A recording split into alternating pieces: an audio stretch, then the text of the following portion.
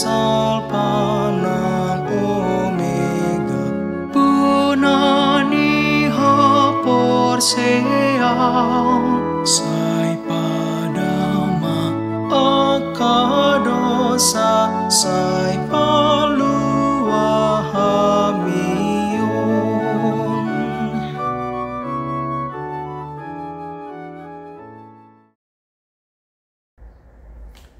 Shalom, selamat pagi Amang Inang dan saudara-saudariku. Selamat berjumpa kembali di dalam renungan harian HKBP Resort Surabaya Selatan untuk hari Jumat 26 September 2025. Saya Pendeta Daniel Lumban Gaol berdoa dan berharap kiranya Amang Inang dan saudara-saudariku pada hari ini di dalam keadaan baik dan penuh dengan sukacita. Untuk itu, Amang Inang dan saudara-saudariku, sebelum kita melakukan beragam aktivitas, kami undang kita terlebih dahulu untuk terlebih mendengarkan firman Tuhan renungan harian di hari ini untuk Jumat tanggal 26 September 2025. Untuk itu, mari kita terlebih dahulu bersatu di dalam doa. Terima kasih Bapa, pada pagi hari ini Engkau memberikan kesehatan, kebaikan, hari yang baru, dan berkat-berkat yang boleh kami terima pada pagi hari ini. Sebentar Tuhan, kami akan mendengarkan firman-Mu. Biarlah firman-Mu Tuhan yang menerangi hati kami, menerangi kehidupan kami, dikala kami menjalani kegiatan kami di dalam satu hari ini. Berfirmanlah Engkau ya Tuhan, sebab kami telah siap untuk mendengarkannya. Di dalam nama Yesus kami berdoa. Amin. Amang Inang dan saudara-saudariku, firman Tuhan yang menyapa kita di hari ini didasarkan pada 2 Korintus 1 ayat 20. 2 Korintus 1 ayat 20, beginilah firman Tuhan Allah. Sebab Kristus adalah ya bagi semua janji Allah. Itulah sebabnya oleh Dia kita mengatakan amin untuk memuliakan Allah. Sebab Kristus adalah ya bagi semua janji Allah. Itulah sebabnya oleh Dia kita mengatakan amin untuk memuliakan Allah. Amang Inang dan saudara-saudari yang terkasih, bila kita membaca nas ini, sesungguhnya firman ini adalah tentang Paulus yang bermaksud mengunjungi jemaat di Korintus. Dan sesungguhnya rencana Paulus ini telah lama direncanakan, dan ini hendak dilakukan setelah Paulus kembali dari Makedonia, agar jemaat Tuhan di Korintus boleh mengalami sukacita.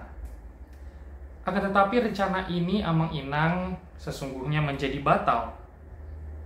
Alasannya adalah karena ada jemaat di Korintus yang membuat hati Rasul Paulus menjadi bersedih. Sebab ada orang yang tidak menerima Rasul Paulus. Di dalam 2 Korintus 2 ayat 3, kalau kita perhatikan bersama-sama dikatakan, justru itulah maksud suratku ini, yaitu supaya jika aku datang, jangan aku berduka cita oleh mereka, yang harus membuat aku menjadi gembira. Sebab aku yakin tentang kamu semua, bahwa sukacitaku adalah sukacitamu. Ada yang meragukan kerasulan dari Paulus, karena itulah yang mengakibatkan Paulus menjadi menunda perkunjungannya, menunda perjalanannya ke Korintus agar Paulus tidak menjadi berduka atau sedih. Jemaat Kristus, dari sini kita boleh melihat bahwa sebenarnya apa yang diputuskan oleh Rasul Paulus sesungguhnya adalah baik. Mengapa? Karena tujuannya adalah demi kepentingan bersama, supaya Paulus dapat bersukacita dan jemaat pun boleh bersukacita. Di dalam hal ini Paulus peka, Amang Inang dan saudara-saudari, terhadap situasi di tengah-tengah jemaat. Tentu ini adalah penting ya, untuk peka, untuk mengetahui, untuk memahami apa yang terjadi di tengah-tengah komunitas, di tengah-tengah jemaat. Keputusan Rasul Paulus untuk menunda rencana kedatangannya adalah sesuatu yang baik, karena ini demi jemaat di Korintus juga boleh mengevaluasi diri mereka. Abang Inang dan saudara-saudariku, tentu ini perlu kita gumuli lebih dalam. Ternyata pada poin ini kita boleh melihat dalam sebuah peristiwa yang bahkan tidak baik sekalipun sesungguhnya boleh memberikan makna, boleh memberikan pelajaran, boleh memberikan kita pengembangan. Tergantung bagaimana kita mengevaluasinya. Sering sekali orang-orang ketika dia mengalami masalah, ketika dia mengalami pergumulan, lantas mereka cenderung menyalahkan orang lain.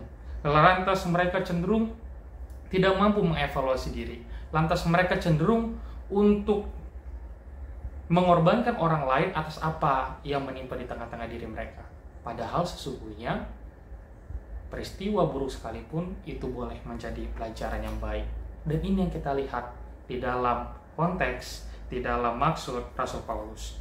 Di sini kita juga boleh belajar Amang Inang agar supaya kita boleh lebih peka terhadap lingkungan kita, peka terhadap komunitas kita, terkhusus peka terhadap situasi jemaat. Bisa terjadi rencana yang baik yang sudah diputuskan tapi tidak dilaksanakan sebab sesungguhnya ada keputusan yang lebih baik lagi dari sebelumnya. Amang Inang dan saudara-saudariku, Paulus dalam hal ini tidak menjadi egois. Paulus tidak egois. Dia tidak hanya memikirkan dirinya sendiri, tetapi sesungguhnya Paulus sedang memikirkan jemaat itu. Paulus hendak mengevaluasi, hendak membuat kebaikan, hendak membuat pembelajaran, hendak membuat pengembangan di tengah-tengah jemaat itu. Kalau kedatangannya sesungguhnya membuat jemaat menjadi bersedih dan dia bersedih, tentu hal itu tidak baik untuk diteruskan. Semua keputusan kita haruslah keputusan yang terbaik bagi diri kita sendiri juga di tengah-tengah jemaat. Amin. Tuhan Yesus memberkati. Kita berdoa.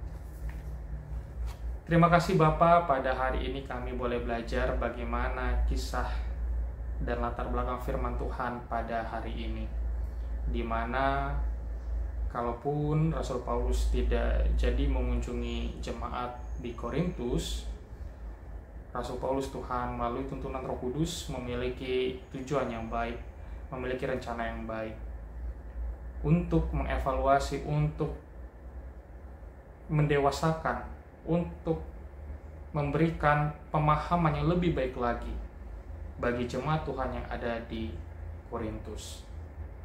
Ternyata Tuhan, pada hari ini kami boleh melihat dan belajar bahwa tidak melulu sesuatu hal yang tidak menyenangkan, berita yang kurang sedap, itu justru adalah sesuatu yang buruk di tengah-tengah kehidupan setiap manusia.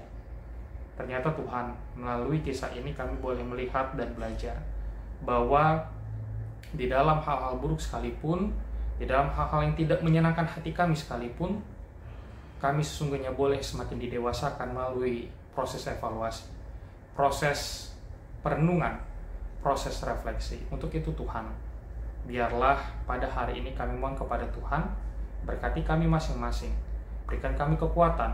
Kalaupun Tuhan, hari ini harus kami lalui dengan hal-hal yang kurang menyenangkan, biarlah itu menjadi momen bagi kami untuk mengevaluasi diri kami, untuk merenungkan Tuhan apa yang terjadi supaya kami boleh menjadi lebih dewasa, menjadi lebih baik sebagai umat Tuhan di tengah-tengah kehidupan kami.